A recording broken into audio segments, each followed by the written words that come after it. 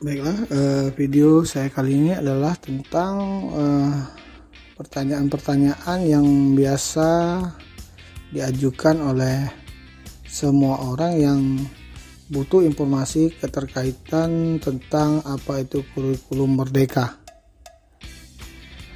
Baiklah, kita langsung kepada hal atau pertanyaan yang sering ditanyakan, yaitu apa yang dimaksud dengan kebijakan pemulihan pembelajaran.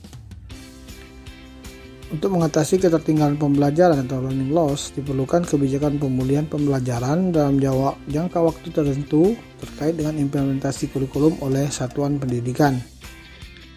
Satuan pendidikan diberikan opsi dalam melaksanakan kurikulum yang sesuai dengan kebutuhan pembelajaran bagi peserta didik.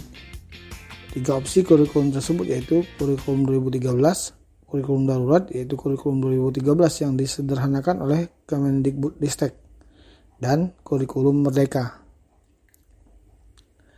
Apakah yang dimaksud dengan kurikulum merdeka? Kurikulum merdeka adalah kurikulum dengan pembelajaran intrakurikuler yang beragam, di mana konten akan lebih optimal agar peserta didik memiliki cukup waktu untuk mendalami konsep dan menguatkan kompetensi. Guru memiliki keleluasaan untuk memilih berbagai perangkat ajar sehingga pembelajaran dapat disesuaikan dengan kebutuhan belajar dan minat peserta didik. Proyek untuk menguatkan pencapaian profil pelajar Pancasila dikembangkan berdasarkan tema tertentu yang ditetapkan oleh pemerintah. Proyek tersebut tidak diarahkan untuk mencapai target capaian pembelajaran tertentu sehingga tidak terikat pada konten mata pelajaran. Apa kriteria sekolah yang boleh menerapkan kurikulum merdeka? Kriterianya ada 1, yaitu berminat menerapkan kurikulum merdeka untuk memperbaiki pembelajaran. Kepala sekolah atau madrasah yang ingin menerapkan kurikulum merdeka akan diminta untuk mempelajari materi yang disiapkan oleh Kemendikbudristek tentang konsep kurikulum merdeka. Selanjutnya, jika setelah mempelajari materi tersebut, sekolah memutuskan untuk mencoba menerapkannya, mereka akan diminta untuk mengisi formulir pendaftaran dan sebuah survei singkat. Jadi prosesnya adalah pendaftaran dan pendataan, bukan seleksi ya. Salah satu semangat dalam kurikulum merdeka ialah penyelenggaraan pembelajaran yang inklusif. Apa yang dimaksud dengan pembelajaran yang inklusif? Inklusif tidak hanya tentang menerima peserta didik dengan kebutuhan khusus, tetapi inklusif artinya satuan pendidikan mampu menyelenggarakan iklim pembelajaran yang menerima dan menghargai perbedaan, baik perbedaan sosial, budaya, agama, dan suku bangsa. Pembelajaran yang menerima bagaimanapun fisik, agama, dan identitas para peserta didiknya. Apa yang perlu orang tua siapkan ketika satuan pendidikan anak menerapkan kurikulum merdeka? Dukungan dari orang tua merupakan salah satu kunci keberhasilan penerapan kurikulum merdeka. Dengan demikian, secara konkret orang tua bisa menjadi teman dan pendamping belajar bagi anak. Memahami kompetensi yang perlu dicapai anak pada fasenya, orang tua dapat pula mempelajari buku-buku teks yang digunakan dalam kurikulum merdeka melalui buku kemdikbud.go.id. Kemendikbudristek terus berupaya untuk menghadirkan dan menyediakan buku-buku yang lebih asik, tidak terlalu padat, dan lebih banyak ilustrasi menarik dengan tema yang lebih menyentuh dan relevan. Bagaimana kurikulum mereka bisa terus diterapkan secara berkelanjutan? Pertama, regulasi yang fundamental, misalnya Peraturan Pemerintah Nomor 57 Tahun 2021 tentang Standar Nasional Pendidikan. Regulasi dapat menjadi acuan bagi pengembangan kompetensi guru dan kepala sekolah, juga banyak hal lainnya. Kedua, dari sisi asesmen, kurikulum harus didampingi sistem penilaian atau asesmen yang baik sebagaimana asesmen nasional. Ketiga, dukungan publik. Dukungan publik menjadi hal krusial lainnya dalam keberlanjutan penerapan kurikulum.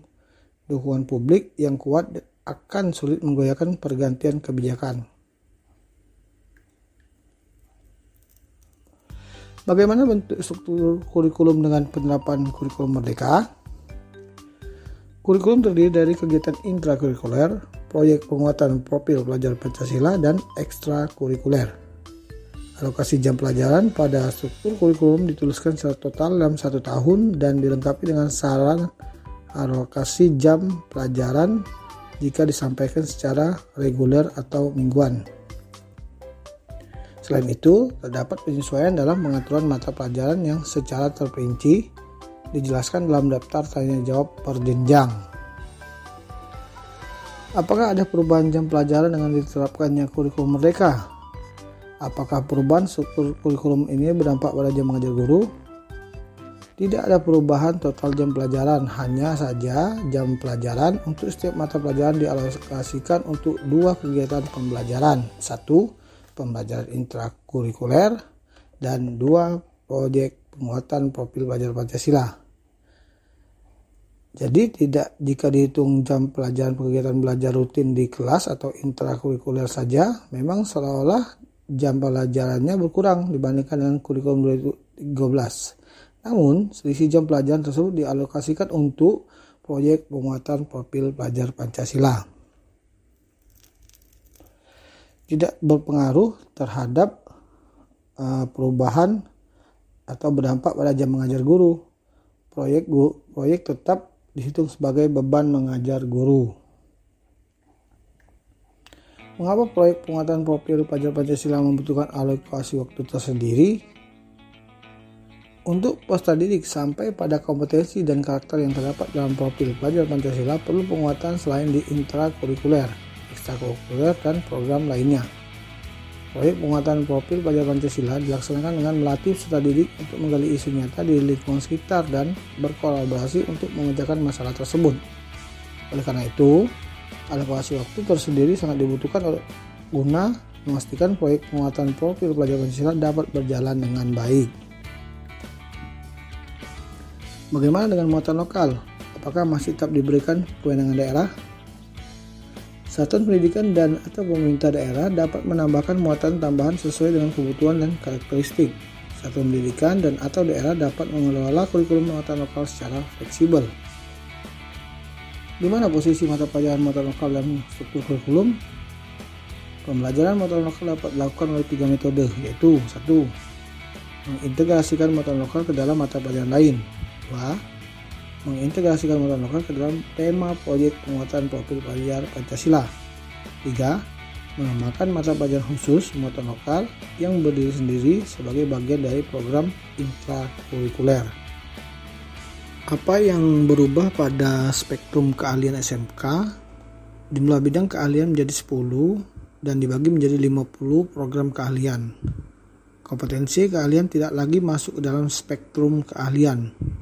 Satuan pendidikan dapat menentukan konsentrasi keahlian sesuai dengan kebutuhan, karakteristik, dan mitra industrinya. Apakah satuan pendidikan diberi kebebasan membuka konsentrasi keahlian? Capaian pembelajaran atau CP pada level konsentrasi keahlian adalah kompetensi minimum pada keahlian tersebut. SMK dan mitra dunia kerja dapat mengembangkan tujuan pembelajaran sesuai dengan konteks ketenagakerjaan dalam dunia kerja tersebut. Apa yang berubah pada struktur kurikulum SMK? Struktur kurikulum pada SMK berubah pada mata pelajaran. Mata pelajaran yang semula diorganisasikan dalam 3 kelompok, yaitu muatan nasional, muatan kewilayahan, dan muatan peminatan kejuruan disederhanakan menjadi 2 kelompok, yaitu kelompok umum dan kelompok kejuruan. Kelompok umum adalah kelompok mata pelajaran yang berfungsi membentuk peserta didik menjadi pribadi utuh sesuai dengan fase perkembangan, berkaitan dengan norma-norma kehidupan sebagai makhluk yang berketuhanan yang Maha Esa, individu sosial, warga negara kesatuan Republik Indonesia maupun sebagai warga dunia. Kelompok kejuruan adalah kelompok mata pelajaran yang berfungsi membentuk peserta didik sebagai individu agar memiliki kompetensi sesuai kebutuhan dunia kerja serta ilmu pengetahuan teknologi, seni, dan budaya. Apa yang dipelajari di mata pelajaran informatika? Mata pelajaran informatika berisi berbagai kompetensi untuk menunjang keterampilan berpikir kritis dan sistematis guna menyelesaikan beragam permasalahan umum, meliputi penerapan logika proposisi, berpikir komputasional atau computational thinking, penerapan teknologi informasi dan komunikasi, penggunaan sistem komputasi, penggunaan jaringan komputer dan internet, penerapan keamanan data dan informasi, analisis data, penerapan algoritma pemrograman, memahami dampak sosial informatika, dan penerapan teknologi digitalisasi industri. Apa yang dipelajari di mata pelajaran proyek ilmu pengetahuan alam dan sosial? Mata pelajaran proyek ilmu pengetahuan alam dan sosial berisi muatan tentang literasi ilmu pengetahuan alam dan sosial yang diformulasikan dalam tema-tema kehidupan yang kontekstual dan aktual. Apa kegunaan mata pelajaran pilihan dalam kelompok mata pelajaran kejuruan di SMK? Mata pelajaran pilihan merupakan mata pelajaran dipilih oleh peserta didik berdasarkan rencana atau passion untuk pengembangan diri, baik untuk berwirausaha, bekerja pada bidangnya, maupun melanjutkan pendidikan. Contohnya, mata pelajaran bahasa asing selain bahasa Inggris, matematika, IPA, IPS, atau mata pelajaran kejuruan lain di luar konsentrasi keahliannya. Apa kegunaan PKL? Praktik kerja lapangan atau PKL adalah mata pelajaran yang dilaksanakan secara blok dan direncanakan pelaksanaannya di kelas 12 selama 6 bulan merupakan wahana pembelajaran di dunia kerja untuk memberikan kesempatan kepada peserta didik meningkatkan penguasaan kompetensi teknis atau hard skill sesuai dengan konsentrasi keahliannya serta menginternalisasi karakter dan budaya kerja atau soft skills. Apa isi kelompok mata pelajaran kejuruan pada kelas 10 di SMK? Muatan kejuruan pada kelas 10 berisi materi dasar-dasar kejuruan untuk masing-masing program keahlian. Apa isi kelompok mata pelajaran kejuruan pada kelas 11 dan 12 di SMK? Kelompok mata pelajaran kejuruan pada kelas 11 dan 12 berisikan kumpulan mata pelajaran sesuai program keahlian yang terdapat di SMK. Mengapa lulusan SMK diharapkan untuk mencari pekerjaan selesai bersekolah? Bukankah peserta didik SMA dan sederajat lainnya juga akan mencari kerja setelah selesai pendidikan SMK atau SMA? Undang-Undang Republik Indonesia Nomor 20 Tahun 2003 tentang Sistem Pendidikan Nasional Pasal 15, jenis pendidikan mencakup pendidikan umum, kejuruan, akademik, profesi, vokasi, keagamaan, dan khusus. Di dalam penjelasan pasal tersebut disebutkan sebagai berikut. Pendidikan umum merupakan pendidikan dasar dan menengah yang mengutamakan perluasan pengetahuan yang diperlukan oleh peserta didik untuk melanjutkan pendidikan jenjang yang lebih tinggi. Pendidikan kejuruan merupakan pendidikan menengah yang mempersiapkan peserta didik terutama untuk bekerja dalam bidang tertentu. Selain itu, perbedaan utama peserta didik SMK dan SMA adalah soal keterampilan teknis. Lulusan SMK sudah memiliki keterampilan teknis yang sangat spesifik atau ahli dalam bidangnya. Lulusan SMK mempunyai sertifikat kompetensi yang juga diakui oleh dunia kerja. Keterampilan ini menjadi bekal utama mereka ketika melamar untuk suatu posisi di dunia kerja. Apakah lulusan SMK bisa melanjutkan ke perguruan tinggi? Lulusan SMK bisa melanjutkan ke perguruan tinggi, apalagi sekarang dengan bantuan program D2 Fast Track yang memberikan peluang pada peserta didik SMK untuk bisa masuk ke perguruan tinggi tanpa melalui tes. Selain itu, Kemendikbudristek sedang mengupayakan agar ada penyetaraan pada lulusan SMK yang ingin masuk ke perguruan tinggi vokasi. Bagaimana bentuk keterlibatan peserta didik SMK dalam pelaksanaan proyek penguatan profil pelajar Pancasila? Keterlibatan peserta didik dalam proyek penguatan profil pelajar Pancasila merupakan unsur penting. Peserta didik bisa dilibatkan sejak awal perencanaan sampai pada masa refleksi dari kegiatan. Peserta aktif bisa berpartisipasi aktif dalam proses pembelajaran sesuai minat dan kelebihan yang dimiliki. Proyek penguatan profil pelajar Pancasila memberikan kesempatan kepada peserta untuk mengalami pengetahuan sebagai proses penguatan karakter sekaligus kesempatan untuk belajar dari lingkungan sekitar. Dalam proyek ini, peserta didik SMK memiliki kesempatan untuk mempelajari tema-tema atau isu penting seperti perubahan iklim, anti radikalisme, kesehatan mental, budaya, wirausaha, teknologi, kehidupan berdemokrasi, kedisiplinan, kebekerjaan dan budaya kerja sehingga peserta didik SMK bisa melakukan aksi nyata dalam menjawab isu-isu tersebut sesuai dengan tahapan belajar dan kebutuhannya.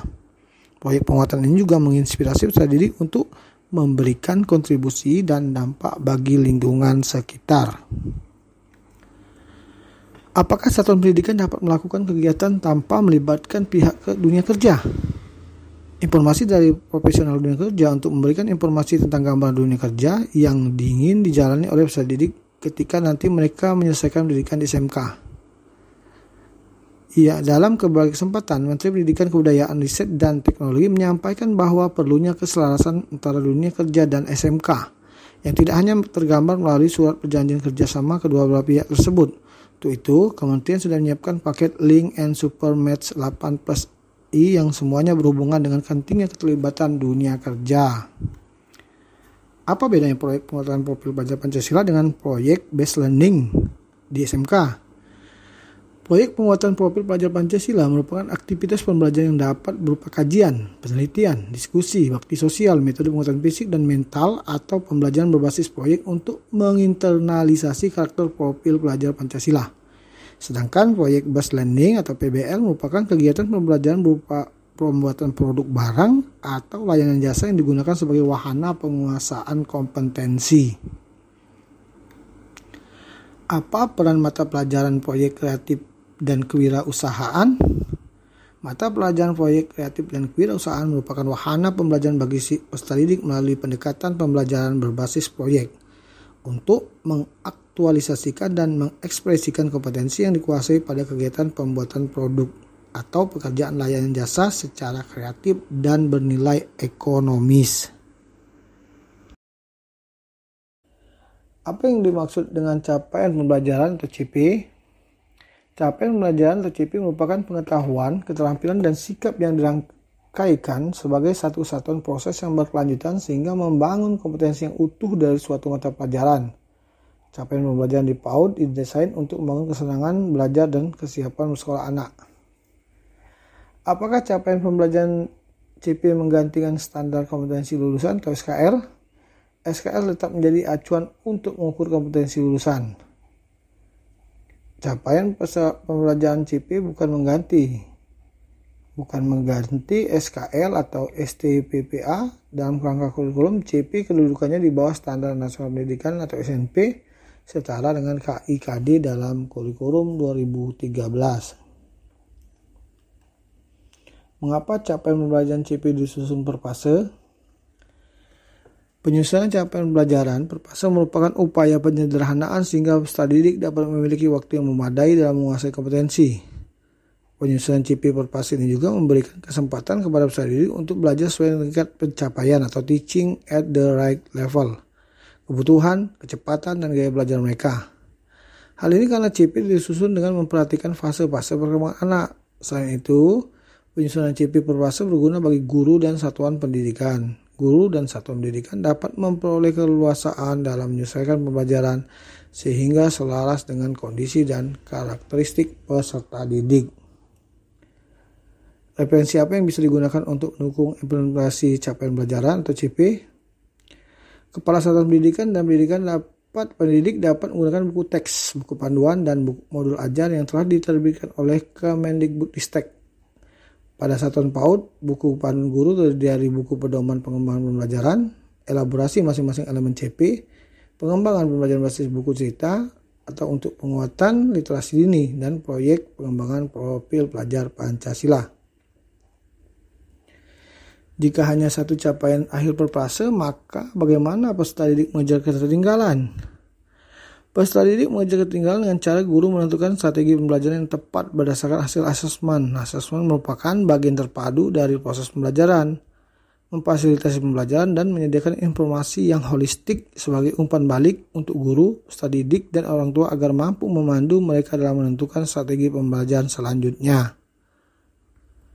Apakah peserta didik akan selalu berada di fase yang sama untuk setiap mata pelajaran? Peserta didik tidak selalu berada di fase yang sama untuk setiap mata pelajaran. Penetapan fase didasarkan pada hasil asesmen.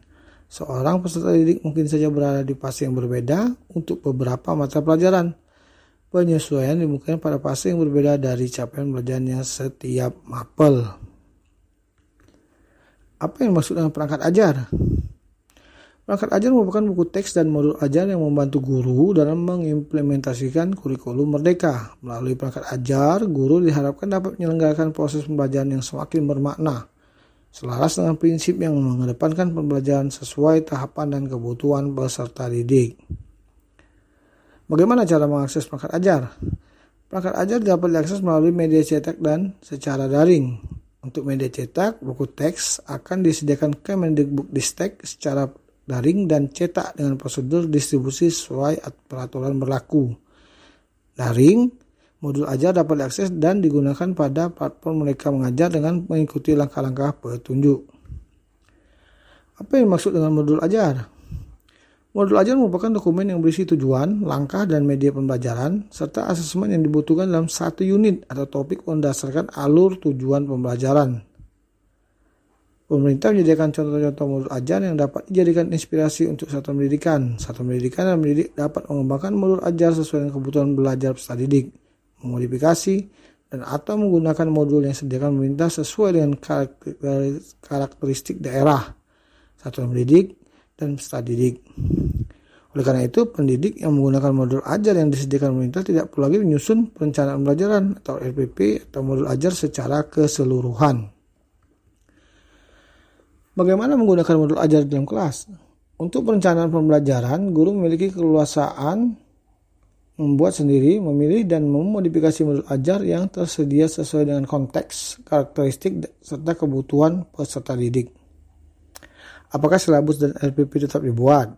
Silabus dan RPP tetap dibuat. Silabus dan RPP dikembangkan sesuai dengan standar proses atau Surat Edaran Nomor 14 Tahun 2019 tentang penyederhanaan rencana pelaksanaan pembelajaran.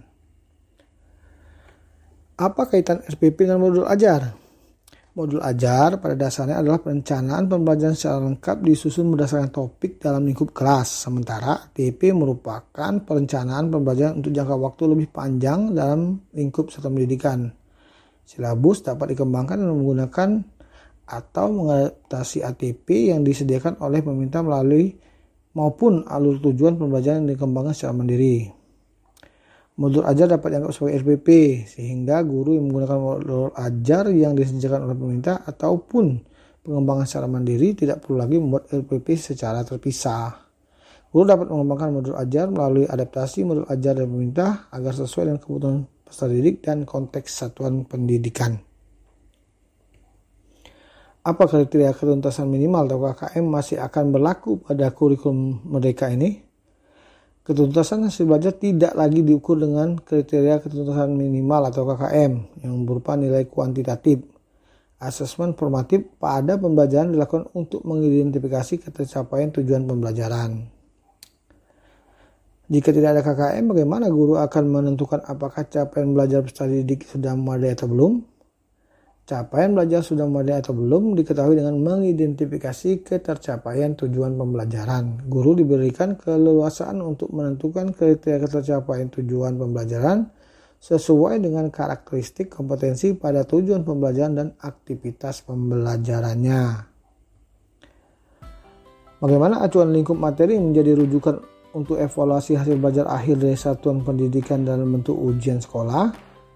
Acuan lingkup materi yang menjadi rujukan untuk evaluasi akhir adalah kompetensi esensial pada tujuan pembelajaran dalam kurun waktu tertentu. Bagaimana bentuk rapor intrakurikuler?